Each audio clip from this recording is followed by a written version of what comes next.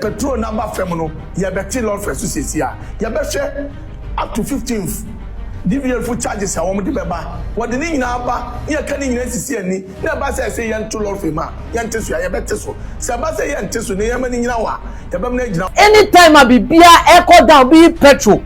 Yet Tessono. Yet you need to see a driver's no so. But yan sir. So that's here. The biggest institution in Ghana, yeah, or more higher. Uncle from many course here. Do you know the people? These people are Omomoton building materials. How many times apart from the product a friend is meant? Yeah, told the be a nyoma so tiani yet Tessono. Moon can check me at the cry, yeah, war mine with moi. Say yet nyoma so your motiso being in building materials. And then upon say ya titi bibiase no kokrom say kwa koto socket kokrom say kwa koto iron rod de na ye ton last time $1 was 17 no eno ana na omugu so eton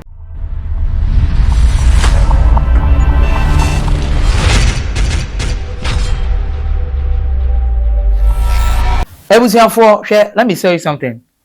I think for the past few years the dreams are they were na mentias here.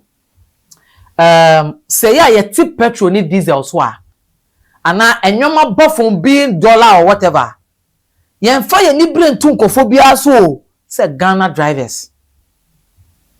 I had to say we are quick to tell drivers say omunti omolori fair so forgetting say the drivers union and a driver for no they are not the only institution in Ghana or some reduce nyoma.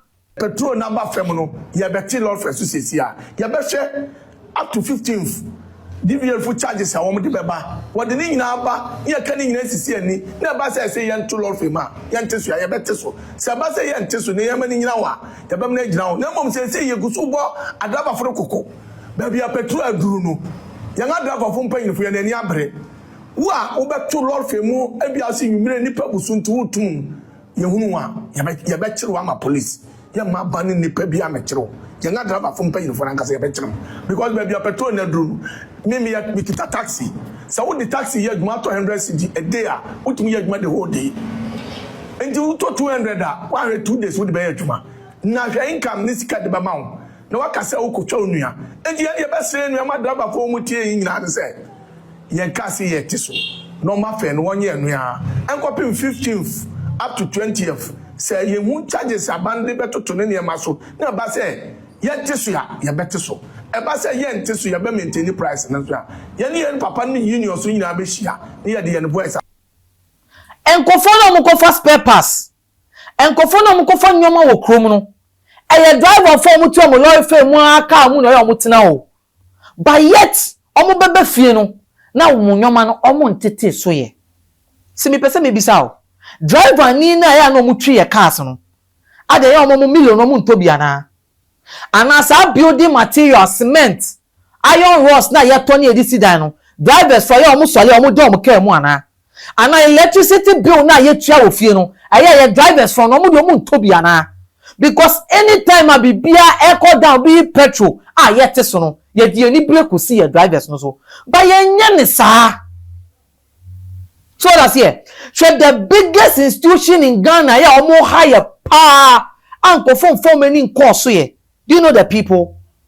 These people are Omomoton building materials, especially in electricals, ebia, paints, iron rods, cement, and all those stuff. No, how many times apart from the product, a friend cement, yeah, told the be a nyoma so tiani yetisono. Moon can check me at the cry, yeah, war mine with moi. Say, yet nyoma so your motiso being in building materials. And ne, upon say ya titi bibiase no, kokrom say kwa koto socket.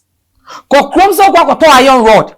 De na ye ton last time $1 was 17 no, and one na omugu so eton. But some kofoi, omuso omu for transport na yete so na pepepe. Omu yisu petrol de ye omu nyoma nina. But who controls those people? Omu di info me ni brain so. It is say me pese me bisa say driver ni no o ti lorry fare no so a na ye masika ni ba fom a ono so koto asase no koto building materials akosi ni dan a on for say driving fare na what is no on for koto iron rod run no enti so ya na milo na provision store run no on ti so ya na driver ni dia wo so ti ni lorry fare so na sika na ko many or make bia a day or make 500 cedis no or test no starting make 400 cedis no ko shop no go to million or something sika 400 cedis na what test no or fan go to million ye nte so ye sanka driver na tin ne driving fare ne so ana lorry fare ne so na bia wo ko akoto million na million na bia oto ne 60 Ghana no se obeko na ye 45 and 50 and no be who say the reflection of driving fare now or the above from no it is reflecting in the market because the drivers no almost it doesn't reflect in the market. It's a to say Ghana no ye take petrol super ye di presi drivers for but in tesa we have consumer production in this country and you're consuming product ye so ye $1 above but go to the market people were inflating prices just because they want to use the excuse say omako fan your money da.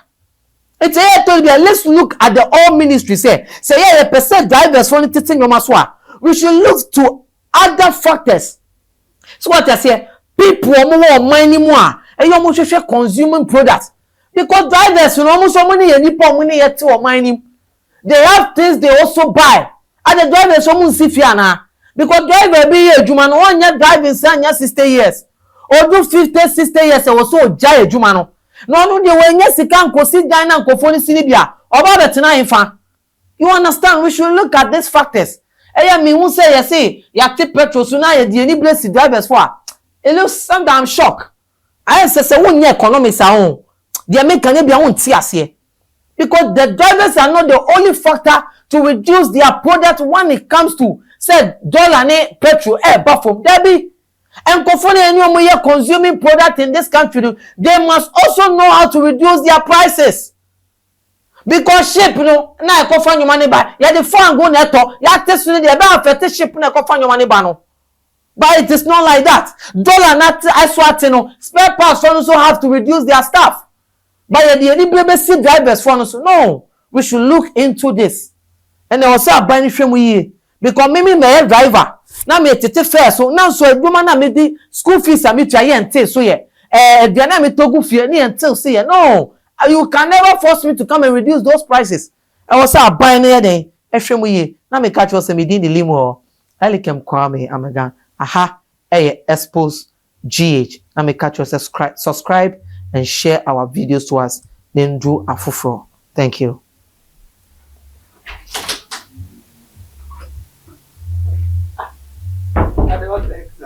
Maybe.